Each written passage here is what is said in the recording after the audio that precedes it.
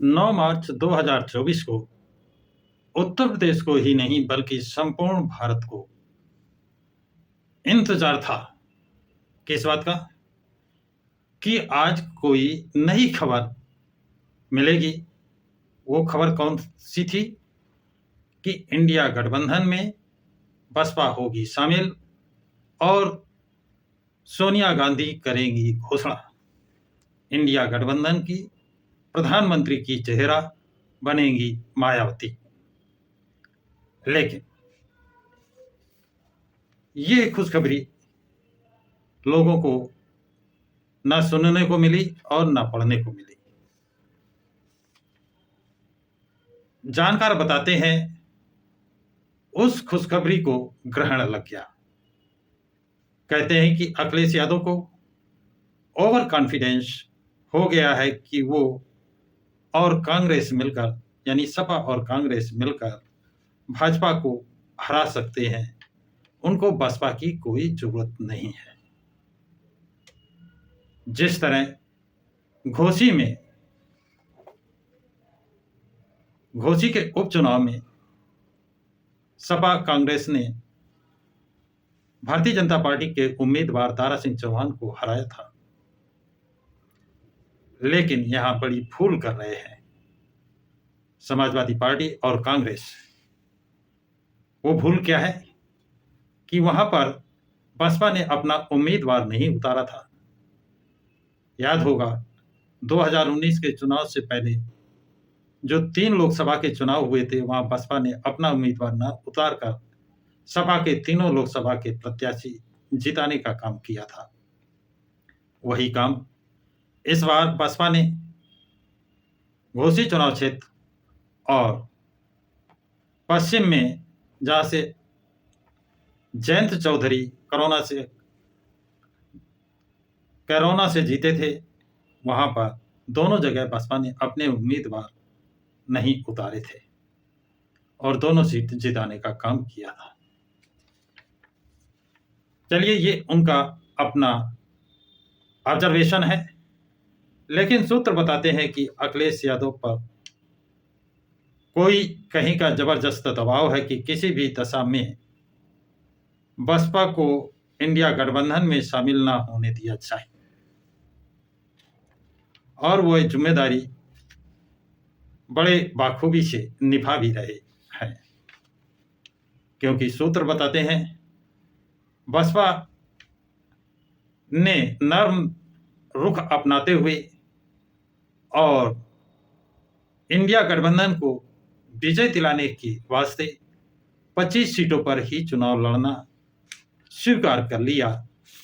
25 सीटों पर बसपा, 17 सीटों पर कांग्रेस, शेष 25 सीटों पर समाजवादी पार्टी चुनाव लड़े। इस बात की सहमत बन गई, लेकिन सपा को ये मंजूर नहीं है, यानी 25 सीटों भी समाजवादी पार्टी देना नहीं चाहती।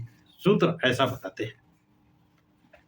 इसलिए बसपा ने एक नहीं दो ट्वीट किया है और जिसका लोग उन ट्वीटों का अपने अपने हिसाब से अर्थ लगा रहे हैं, उसका मतलब निकाल रहे हैं। जितने मुंह उतनी बातें हैं। एक ट्वीट में तो उन्होंने अकेले चुनाव लड़ने की पूरे दमखम से तैयारी करने की बात कही है और तीसरे मोर्चा न बनाने की भी बात कही है। इन दोनों बातों में दम नजर नहीं आता है। क्योंकि अभी कुछ दिन पहले ही तेलंगाना में बीआरएस से वहां के प्रदेश अध्यक्ष ने गठबंधन के संबंध में वार्ता की है। इसका मतलब कि गठबंधन की बात किसी न किसी रूप में चल रही है। इसी तरह मध्य प्रदेश और छत्तीसगढ़ में जो विधानसभा में गौड़वाना गणतंत्र पार्टी से समझौता हुआ था, वो समझौता टूटा नहीं है, बरकरार है। इसका मतलब हुआ कि मध्य प्रदेश और छत्तीसगढ़ में भी वो गठबंधन में चुनाव लड़ेंगी। और सूत्र ये भी बताते हैं कि हरियाणा और हिमाचल प्रदेश में भी वहां की क्षेत्रीय पार्टियों से मिलकर उनको साथ लेकर चुनाव लड़ने की तैयारी चल रही है। यद्यपि अभी इसकी विधिवत घोषणा नहीं हुई है। इतना ही नहीं, AIMIM पार्टी से भी गठबंधन की बात चल रही है। और अगर इंडिया गठबंधन से समझौता नहीं होता है, इंडिया गठबंधन सम्मानजनक स्थिति में बसपा को साथ नहीं लेती है, तो इन पार्टियों के अलावा अन्य वो पार्टियां जो एनडीए गठबंधन और इंडिया गठबंधन में शामिल नहीं है, उन पार्टियों को भी साथ लिया जा सकता है, ऐसा सूत्र बताते हैं। और उन पार्टियों को लेकर जब बसपा तीसरा मोर्चा एक मजबूत मोर्चा बना करके चुनाव मैदान में उतरेगी, तो ऐसी स्थिति में किसका होगा फायदा, किसका होगा नुकसान, ये आंकलन बड़े बड़े राजनीतिज्ञों को करना ही होगा।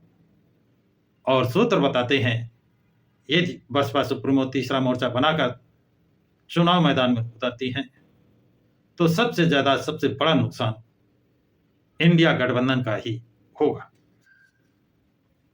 चाहे वो उत्तर प्रदेश में हो, पंजाब में हो, दिल्ली में हो, हरियाणा में हो, हिमाचल प्रदेश में हो, मध्य प्रदेश में हो, राजस्थान में हो, छत्तीसगढ़ में हो, बिहार में हो, तेलंगाना में हो, आंध्र प्रदेश में हो, महाराष्ट्र में हो, जहां तीसरा मोर्चा बसपा सुप्रीमो के नेतृत्व में लड़ेगा, वहां इंडिया गठबंधन किस नंबर पे पहुंचेगा, ये उसे सोचना होगा। ऐसी स्थिति में सबसे बड़ा नुकसान इंडिया गठबंधन को ही होने की संभावना राजनीतिक लोग बताते हैं। सूत्र ये भी बताते हैं कि अभी कांग्रेस समाजवादी पार्टी को समझाने का काम करेगी कि 25 सीटें जो बसपा मांग रही है, उन्हें देने में कोई गुरेज नहीं होना चाहिए। यदि समाजवादी पार्टी कांग्रेस की बात नहीं मानती है, अपनी जिद पर है, किसी का दिया हुआ वादा पूरा कर रही है, तो कांग्रेस समाजवादी पार्टी का साथ भी छोड़ सकती है, क्योंकि समाजवादी पार्टी का वोट उत्तर प्रदेश के बाहर नहीं है, जबकि बसपा पार्टी का वोट उत्तर प्रदेश में ही नहीं पूरे भारत में है। ये भले कहीं पर ज्यादा कहीं पर कम, लेकिन पूरे भारत में है। और यदि इंडिया गठबंधन का प्रधानमंत्री का चेहरा मायावती को घोषित किया जाता है, तो जो SC/ST का वोट एनडीए गठबंधन को जाता है, वो वहां से वापस इंडिया गठबंधन को आएगा। सूत्र ये भी बताते हैं कि अभी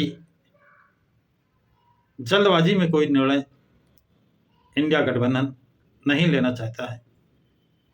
अभी कुछ मौका है। मानवर काशीराम का जन्म दिवस 15 मार्च को है, और 15 मार्च तक कोई ना कोई निर्णय निश्चित रूप से लिया जा सकता है। दो में एक, या तो समाजवादी पार्टी वो 25 सीटें देने को तैयार होगी। यदि वो 25 सीटें देने को तैयार नहीं होती है, तो फिर कांग्रेस समाजवादी पार्टी का साथ छोड़कर बसपा के साथ ऑल इंडिया में समझौता करके चुनाव मैदान में उतरेगी, ऐसा सूत्र बताते हैं। लेकिन सही तथ्य, सही बात तो घोषणा होने के बाद ही पता चलेगा। तो साथियों, ये जानकारी आप लोगों को कैसी लगी? इसमें कितना दम है, कितना नहीं, इस पर आप अपने कमेंट्स बॉक्स में जरूर लिखें तथा इस वीडियो को लाइक और शेयर करें तथा प्रकाश की राह चैनल को अधिक से अधिक सब्सक्राइब करें, जिससे अगले वीडियो का अपडेट आपको प्राथमिकता में मिल सके।